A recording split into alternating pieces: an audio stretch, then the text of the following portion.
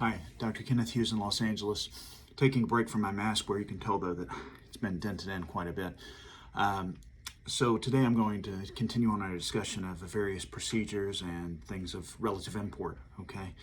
So we had talked about Bodytite and FaceTite yesterday and relative indications as far as skin tightening, skin laxity, etc., and how those procedures were performed, appropriate candidates, possible complications, things of that nature. Now, we are on to arm lift, okay? So where certain patients may definitely benefit from the Bodytite, okay, and the skin laxity can be, there's concentric tightening, you can get up to 40% improvement in the surface area. There are certain patients in whom there is no way that you're going to get the type of results that the patient may expect in their head, in his or her head, without an excisional procedure. So what's an excisional procedure? An excisional procedure involves making an incision and cutting out a piece of skin. Now, on an arm lift, obviously there are different variations of arm lift. Now, certain people will do it with an incision down the arm, extending from the axilla to the elbow, okay? And some people will make the incision all the way down here. Some will cross, okay? Some will make it more posterior, okay? All of those things are somewhat, acceptable means. Now, what do you do with the armpit? Now, some will move into the armpit like this, some won't do an armpit incision, some may kind of T it in here, some may have an L-shaped incision. On an extended arm lift, most of the time, I will make the incision here and make it an L shape so that there's better vascularity. A T-shaped incision tends to always have more issues with healing due to blood supply compromise. And then I will always stop short of the elbow, okay? So I will come down here. Now, the arm lift, as a result of that, you have that scar in that position. That's an extended arm lift. Now, that's appropriate for patients who have had, massive weight loss. There's a great deal of skin laxity. There may be additional fat as well. And so that's something, when patients still have a good amount of residual fat, they need to understand that arm lift by itself, brachioplasty, okay, no matter how it's done, is not going to yield the world's smallest arm, okay? Part of that is diet and exercise dependent, okay? So if you have a relatively thin person with just loose skin, they're going to get a much better result. Now, if you still have a person who has a lot of residual fat, you need to make the decision whether or not to do the arm lift first or the liposuction first. And so that's sometimes difficult. Sometimes that's based upon what a patient feels will improve, improve that individual the most, okay? So patients sometimes have their own preconceived notions about what will improve. Now, if there's a good amount of residual skin and an arm lift makes an appropriate difference, then you can execute the arm lift. I will say that if you liposuction the area first, you're getting a circumferential reduction, you may be able to take out more skin. Now, sometimes that's not always the case, because sometimes the scar tissue itself can limit the amount of skin you can kind of pull together, okay? Because the scar tissue itself has restrictive property in some people. It's not necessarily smooth. It has kind of this tensile strength that's basically inhibiting the flap closure, okay? It's flap excision and then the closure. And remember that you can only, take out so much tissue before you can't close the incision, or the incision is more likely to separate. The incision, if it separates, is far more likely to separate up in the axilla. Now, that's due to numerous tension, could be, but it almost doesn't matter how much tension you have in that area. It can separate no matter what, because it's a dank, dark place.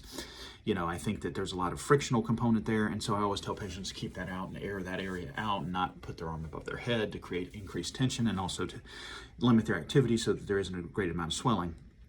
Now, having said all of that, so you have to make the decision as a surgeon and the patient jointly whether or not to liposuction first, or do the arm lift first and then liposuction secondarily. Now, if you do the arm lift first and you do the liposuction secondarily, patients sometimes wonder, well, will there be more skin laxity later?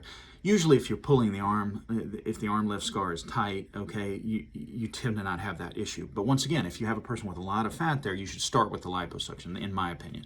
So I have a patient like that coming up. I'm going to liposuction her first as much as I can. And the goal is not to just take out as much fat, everywhere as you can and leave this skin envelope as poor as possible. The key is to liposuction it very, very smoothly, remove a great deal of the bulk, and then when you execute the arm lift, the arm will be so much smaller, tighter, nicer, smoother, okay? So the liposuction is essentially setting you up for the arm lift. Now, those are considerations for, larger patients, larger amounts of weight loss, etc. Now, if you are talking about a person who has confined, kind of laxity within the armpit or first part of the arm, you can make the incision smaller. You know, the situation dictates the aggressiveness of the approach, okay, or the surgical intervention. And so there's no question that that area of the axilla is frequently concerned, and that upper portion of the arm is a concern. So you can limit the incision to that. Now, a lot of times patients will say, well, can you do it just an axillary arm lift? Okay, in other words, make the incision just in the axilla. The problem with that is that axillary incision, you have to think about it. You can only remove so much skin from a small incision, okay? So the relative improvement in that type of axillary excision is relatively modest, okay? So that's only appropriate really for a person who either has confined axillary dermatolipodystrophy, you know, skin and fat in that area, okay? Or that extends just to the touch of the upper arm. If it goes any beyond that, you're not going to get much of a result because of the minimal amount of skin removal. And once again, that's dictated by the length of the scar. You can't close a scar.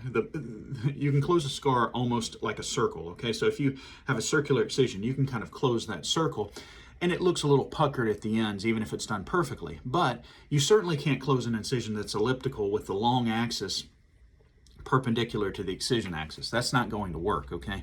That's gonna, you know, you can't do that. And so that's why the amount of excision is dictated by the length of the incision. So that's, you know, covers the axillary arm lift, that covers the extended arm lift, that covers modifications within the realm of the arm lift with or without liposuction, and then, you know, why are you doing that versus Bodytite? One other caveat I will make is that when you're talking about arm lift with liposuction, so some people will do the liposuction with the arm lift. You have to be careful there because the level of undermining, i.e. the amount of tissue you kind of dissect underneath, and you're basically cutting through the blood supply, okay, to advance the flaps, okay, that's one problem. So that can lead to poor wound healing and or flap necrosis. But if you're also secondarily on top of that, liposuctioning that flap or liposuctioning the flap and then cutting, you're further devitalizing that flap. It's the same principle as not liposuctioning the flap, the abdominal flap, and the tummy tuck, okay? It's okay to liposuction the portion you're throwing away, but the part that you're actually relying upon for the blood supply, the upper part of the abdomen, you shouldn't liposuction that to any great extent. Some people will liposuction it a little and say, oh, that's perfectly fine. I'm not disputing that. I'm just saying that at some point you tilt the balance and you end up with necrosis. That's very hard to treat. You end up with a large hole, you know, in your arm, okay? You know, if you have a big defect like that, that's going to take months and months to heal, and it will never look normal, okay? Because there's only so much skin in that area, and there's only so much, you know, skin and tissue you can advance. You could think about putting in a tissue expander or something of that nature to possibly reconstruct that, or rotational flap advancements. But once again, that's increasing the scar burden. So it's better to never get into that issue. So this wraps up kind of a discussion of the arm lifts, otherwise known as brachioplasty, and we'll move to the next session shortly.